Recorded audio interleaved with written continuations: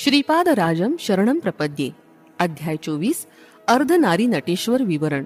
मी म्हणजे शंकर भट्टानं श्री धर्मगुप्तांना प्रश्न विचारला, महाराज, भगवान शिवानं वेगवेगळी आभूषणं आणि शस्त्र धारण केली आहेत. ही धारण करण्यामागील अंतर्गत अर्थ काय याचा खुलासा करावा. यावर धर्मगुप्त म्हणाले, अरे शंकर भट्टा, गणपती देवाचे पाशांकुश हे मुख्य आयुध आहे. तसंच श्री विष्णूंचे सुदर्शन चक्र मुख्य आयुध आहे. त्रिशूल हे भगवान शंकरांचं मुख्य आयुध आहे. त्रिशूलाच्या वरच्या बाजूला 3 टोकं असतात. ही अग्निज्वालेच्या रूपात असतात. ती तिन्ही टोकं मिळून एकच शूल हस्ताप्रमाणे असतात. सत्व, रज आणि तम या त्रिगुणांची ही 3 टोकं निदर्शक आहेत. या त्रिगुणांचे एकत्व म्हणजे त्रिगुणातीत शिव भगवान आहेत. हा अंतरार्थच त्रिशूल सूचित करतो. श्वासाचं चलनवलन पिंगला नाडीद्वाराहून कपाळाच्या मध्यभागातून तो शिरस्थानापर्यंत जाऊन पोचतो. इडा, पिंगळा आणि सुषुम्ना या 3 नाड्या ब्रह्मज्ञानाची केंद्र आहेत. यालाच नाडींचा त्रिवेणी संगम असं म्हणतात. हा त्रिशूलाचा अंतरार्थ आहे. शिवाचं दुसरं आभूषण म्हणजे नाग आहे. मानवाच्या शरीरात कुंडलिनी शक्ती ही सर्पाच्या आकारात सुप्त अवस्थेत असते. ती जागृत झाली असता अष्टसिद्धी प्राप्त होतात. या महासिद्धींना वश करून त्यांचा उपयोग लोककल्याणासाठी करणाऱ्या शिवाचं ईश्वर असं सुद्धा एक दिव्य नाव आहे. शिवाच्या त्रिशूलाला डमरू बांधलेला असतो. हा शब्द गुणांचं प्रतीक आहे. नाद, झंकार हा आकाश गुण आहे. आकाशात शब्द प्रकंपानं विचलन करतो. आपण मंत्रजप केला असता किंवा मंत्र ऐकला असता तो डमरूच्या आवाजाप्रमाणे आपल्या कानात घुमतो. मंत्र पुरश्चरण केल्यामुळं योग्याला आनंद प्राप्त होतो. या आनंदाच्या नादात नृत्य करतो. याचं प्रतीक म्हणून परमेश्वर डमरू धारण करतो. 2 भुवयांच्या मध्यबिंदूवर आज्ञाचक्र असतं. तेच सर्व ज्ञानाचं केंद्र असतं. ज्ञानी पुरुषाला अतिंद्रिय दृष्टी असल्यामुळं त्याचं ज्ञान केंद्र विकसित असतं. याच चक्राद्वारे योगी भूत भविष्य यथार्थपणे समजू शकतात. हाच परमेश्वराचा 3रा नेत्र आहे असं म्हणतात. हा ज्ञाननेत्र विकसित झाला म्हणजे कामस्वरूप मदनाचं दहन करता येतं. शिवप्रभूंचा निवास स्मशानात असतो असं म्हणतात. योगाग्नीमुळे सर्व वासनांचं भस्म होऊन योग्याला परमशांतीप्रदायक निर्वाण स्थितीचा अनुभव येतो. ज्ञानाच्या स्थितीचा पांढरा रंग असतो असं म्हणतात. तीच विभूती होय. आलोचना म्हणजे निंदा, वासना यांच्यावर नियंत्रण ठेवण्याची शक्ती आल्यावर शुद्ध ज्ञान प्राप्त होतं. त्यामुळे आनंद प्राप्ती होते. ज्ञानाची शुद्धी 4 प्रकारे होते: अधिभौतिक, अधिदैविक, आध्यात्मिक आणि मानसिक. याचं संकेत रूप म्हणून शिवाचे भक्त 4 विभूती रेषा कपाळावर लावतात. एक दिव्य औषधी शिलाजित नावाची असते. या औषधीच्या सेवनानं नित्य यौवन प्राप्त होतं. पूर्व काळात शिलादूड नावाचे एक महर्षी खड्याचा आहार करून निर्वाह करत असत. तेच नंदीश्वर रूपात अवतरित झाले. श्रीकृष्णाचा जन्म रोहिणी नक्षत्रात आणि वृषभ राशीत झाला. शिवांचं जन्म नक्षत्र आर्द्रा होतं. उमा महेश्वराच्या अर्धनारी नटेश्वर रूपाची राशी मिथुन होती. या राशीच्या अगोदर वृषभ राशी असते. हा वृषभ नंदीश्वरच आहे. नंदी हा धर्माचं प्रतीक आहे. निम्न जातीच्या कामरूपी मदनाला शिवानं दग्ध केलं होतं. परंतु शिवाच्या कृपेनंच तो निराकार रूप घेऊन उच्च प्रकृती असलेल्या दिव्य दाम्पत्य धर्माचं पालन करणाऱ्या दाम्पत्यास पुत्र रूपानं प्राप्त झाला. श्रीकृष्णानं उपमन्यू ऋषींचं शिष्यत्व पत्करून अत्यंत निष्ठेनं शिवोपासना केली होती. शिवाच्या अनुग्रहामुळे रुक्मिणीच्या पोटी मन्मथ हा प्रद्युम्न नावानं जन्मास आला. हा मन्मथ वृषभ राशीतील कामस्थान आहे.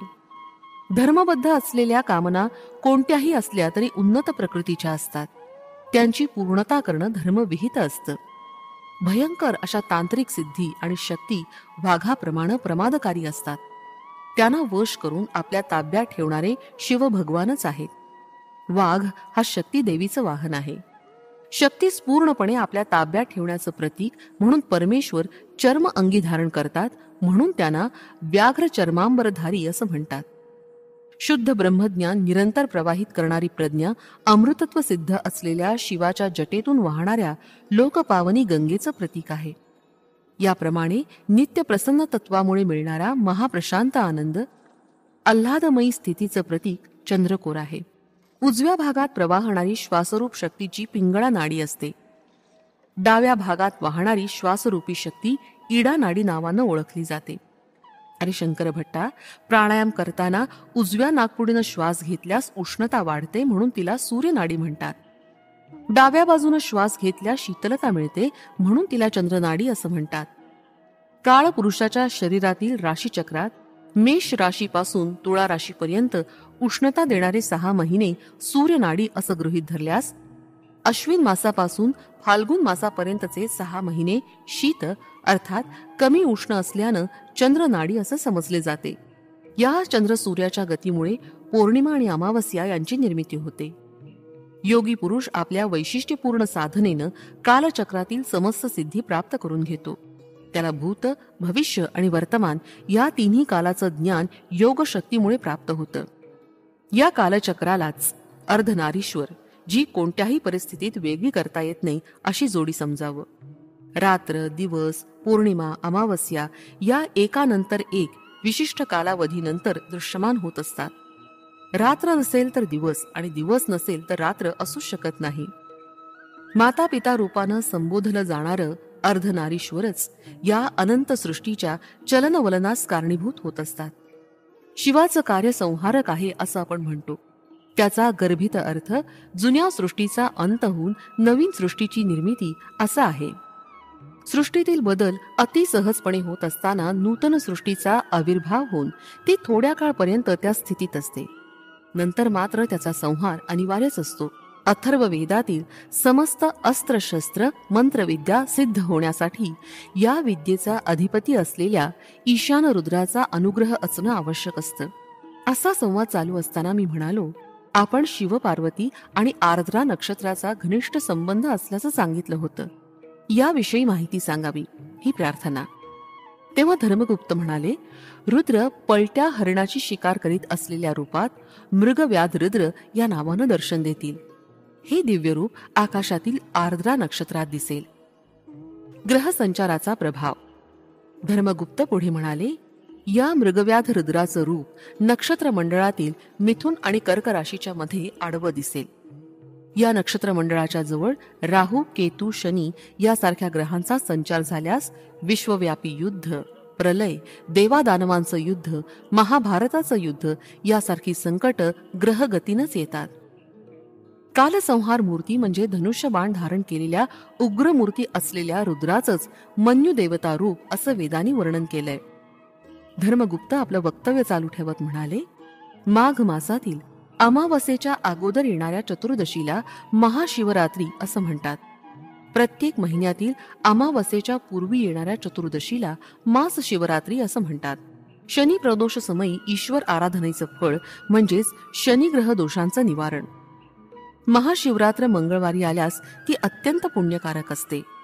शनिवारी त्रयोदशी आल्यास त्याला शनी प्रदोष म्हणतात. या शुभदिनी शिवार्चन करून शनिदेवास प्रिय असलेले तीळ दान करावे. शिवशनीची आदिदेवता असल्यानं तिळाच्या तेलानं परमेश्वराची आराधना केली असता शनिदेवाच्या बाधेपासून निवृत्ती होते. शनिवारी प्रदोष समयी शिवाराधना केल्यास समस्त कर्म दोषरहित होऊन आपणास सुखशांती लाभते. शनी ही कर्मकारक देवता आहे. शिव ही संहारक देवता आहे. शनी प्रदोष समयी शिवाची आराधना सर्व प्रकारच्या अशुभ कर्माच्या महापापांचं भस्म करून शुद्ध, नूतन, दिव्य, तेजोमय शुभ स्पंदनानं मानवाचं मन, बुद्धी, अहंकार, चित्त यांची आत्मशुद्धी करून नवीन जन्म प्राप्त करून देते. अशा प्रकारच्या अर्चनेनं शनिदेव शांत होतात. शनिवारी रात्रीच्या वेळी त्या जीवांचे सारे दुष्कर्म, दोषांची अधिष्ठान देवता महाकालीमध्ये विलीन होतात. दुसऱ्या दिवशी म्हणजे रविवारी सूर्योदयाच्या समयी सवित्र मंडळात मध्यवर्ती असलेल्या त्या महाशक्तीचा साधकास अनुग्रह प्राप्त होतो. याच वेळी त्याच्या नूतन जीवनाची सुरुवात होते. त्याच्या अशुभ कर्माच्या पापाचं गाठोडं परमेश्वराच्या योगाग्नीत जाळलं जातं. पंचभूतात्मक शिवस्वरूप. शिवशंकर हे पंचभूतात्मक देवाधिदेव आहेत. आपल्या शरीरातील मूलाधार केंद्रात पृथ्वी तत्व असतं. याचंच प्रतीक म्हणून साधकाकडून पार्थिव लिंगाची पूजा केली जाते. स्वाधिष्ठान चक्रात जलतत्व असतं. याचं प्रतीक जललिंग असतं. मणिपूर चक्रात अग्नितत्व असतं. त्याचं प्रतीक ज्वाललिंग आहे. यालाच हिरण्यस्तंभ असं सुद्धा म्हणतात. कंठस्थानात म्हणजे विशुद्ध चक्रात वायुतत्व असतं. याचं प्रतीक वायुलिंग आहे. हृदयातील आकाशस्थानात असलेल्या लिंगाला चिदंबर लिंग असं म्हणतात. या पंचभूतात्मक लिंगाची आराधना, दर्शन, अर्चना हे विशेष फलप्रद असतात. आकाशलिंग म्हणवल्या जाणाऱ्या चिदंबर लिंगाला आकारच नसतो. चिदंबर क्षेत्रात पडद्याच्या मागे लपवून ठेवलेलं चिदंबर रहस्य म्हणजे पडदा उचलल्यानंतर मध्ये काहीच नसतं. शुद्ध आकाश म्हणजे शिवाचं आत्मलिंग होय. हृदयात चित्स्थान असल्यानं आत्म्याचं निवासस्थान आकाशच असतं. वास्तविक पाहता आकाशाला आकारच नसतो. एकाग्र चित्तानं निज तत्वाचं ध्यान करणाऱ्या योग्यांना त्यांच्या हृदयात समस्त सृष्टी, संपूर्ण ब्रह्मांडाचं, नक्षत्रांचं, ताऱ्यांचं दर्शन होतं. परमेश्वर सर्वव्यापी आहे. तोच अरुणाचलेश्वरच्या रूपात, अरुणाचलातील पर्वत रूपात, एका महासिद्धाच्या रूपातही अरुणाचलात आहे. त्यांच्या केवळ दर्शनानंच पापांचा क्षय होतो. तोच अरुणाचलेश्वरच आज मानवाकृतीमध्ये पीठिकापुरात श्रीपाद श्रीवल्लभ या नामरूपानं अवतार घेऊन समस्त मानव जातीचं कल्याण करण्याच्या उद्देशानं सध्या कुरुगड्डीमध्ये दिव्य तेजानं विलसत आहे. कुरुगड्डी अरुणाचल पर्वताप्रमाणे आहे. अर्धनारीश्वर रूपात असलेले अरुणाचलेश्वर श्रीपाद श्रीवल्लभच आहेत. ज्याप्रमाणे अरुणाचलातील पर्वत साक्षात शिवस्वरूप आहे, तसंच कुरुगड्डी सुद्धा साक्षात श्रीपाद श्रीवल्लभांचंच रूप आहे. अरुणाचलातील शिवलिंगात शिवशक्ती असल्याप्रमाणे श्रीपाद श्रीवल्लभांच्या रूपात सुद्धा शिव आणि शक्ती मिळून आहेत. अरुणाचलातील महासिद्धाच्या रूपातील परमेश्वराचं दर्शन साधकांना अत्यंत दुर्लभ असतं. परंतु श्रीपाद श्रीवल्लभ या रूपातील महासिद्धाचं दर्शन साधकांना अत्यंत सुलभ रीतीनं होतं. हे धर्मगुप्ताचं वक्तव्य ऐकून मी म्हणालो, महाराज, मी आत्तापर्यंत श्रीपाद प्रभू हे श्री पद्मावती देवी समवेत श्री व्यंकटेशाचं संयुक्त स्वरूप आहेत असं ऐकलं होतं. परंतु तुम्ही ते शिवशक्ती स्वरूप आहेत असं सांगितलं. मला हे सारं काही स्पष्ट कळत नाही. घोटाळ्यात पडल्यासारखं वाटतंय. आपण कृपा करून स्पष्ट करून सांगावं. माझं बोलणं ऐकून धर्मगुप्त हसले आणि म्हणाले, अरे बाबा, श्रीपाद प्रभूंचे दिव्य तत्व सप्तर्षींना सुद्धा अवगत झालं नाही, तेव्हा माझ्यासारख्या सामान्य पामराची काय कथा. तरी पण माझ्या सामर्थ्यानुसार तुला समजून सांगण्याचा प्रयत्न करतो. श्री व्यंकटेश प्रभू कृतयुगापासून आहेत. त्यांनी श्री दशरथ राजाला दर्शन देऊन सांगितलं होतं की मी श्री रामचंद्र या नावानं तुझ्या घरी जन्म घेईन. कौसल्या तनय श्रीराम या नावानं सुद्धा स्वामींची पूजा काही लोक करतील. काही काळापर्यंत श्रीपाद प्रभूंची शक्ती स्वरूप म्हणजे बाल त्रिपुर सुंदरी या स्वरूपात सुद्धा भक्तांनी आराधना केली. काही साधकांनी त्यांची सुब्रमण्यम स्वरूपात सुद्धा अर्चना केली. यानंतर श्री रामानुजाचार्यांनी वैष्णवांकडून श्री महाविष्णू रूपात त्यांची आराधना करवली. ही सारी रूपं असलेले साक्षात दत्तप्रभूच आहेत. साधकांनी कोणत्याही रूपात श्रद्धाभावानं त्यांना साद घातली तर ते भक्तांचं रक्षण करण्यास धावून येतात आणि भक्तांचं रक्षण करतात. साधकांना लीला दर्शवणारे माया नाटकाचे सूत्रधार श्रीपाद प्रभूच आहेत. तेच आज श्रीपाद श्रीवल्लभ या नामरूपानं भक्तांचं कल्याण करत आहेत. श्रीपाद प्रभूंच्या वाम भागात शक्तिसंचार असतो आणि उजव्या भागात शिवसंचार असतो. आता या कारणानं ते शिवशक्ती स्वरूप आहेत. त्यांच्या हृदयात पद्मावती देवीचा वास असतो. हृदय हे दयेचं तसंच अनाहत चक्राचं स्थान आहे. तिथून शक्ती ऊर्ध्व चक्राकडे, त्याचप्रमाणे अधोचक्राकडे म्हणजे मूलाधार चक्राकडे प्रवाहित होते. या कारणानंच ते अजून एक दिव्य चैतन्यमय शरीरानं श्री पद्मावती आणि श्री व्यंकटेश्वर स्वामी रूपात आहेत. श्रीपाद प्रभू वाणी हिरण्यगर्भाचं सुद्धा स्वरूप आहेत. परा, पश्यती, मध्यमा आणि वैखरी स्वरूपी वाणी देवीचा त्यांच्या जिव्हेवर वास असतो.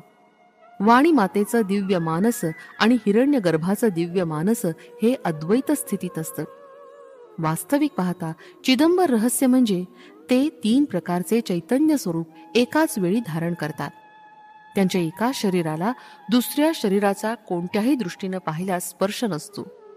ते वाणी हिरण्यगर्भाचं चैतन्य शरीर, शिव पार्वतीचं चैतन्य शरीर, पद्मावती व्यंकटेशाचं चैतन्य शरीर यांना एकाच वेळी धारण करून त्या सगळ्यांचे अतीत श्रीपाद श्रीवल्लभ असं आणखीन एक दिव्य चैतन्य शरीर धारण करतात. याचं वैशिष्ट्य असं की एका शरीराशी दुसऱ्या शरीराचा स्पर्श नसतो. हीच प्रभूंची योगमाया, वैष्णव विमाया आणि हेच त्यांचं चिदंब रहस्य.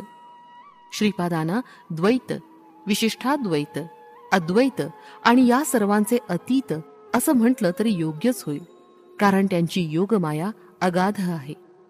श्रीपाद श्रीवल्लभांचा जय जयकार असो. फलश्रुती दाम्पत्य सुख.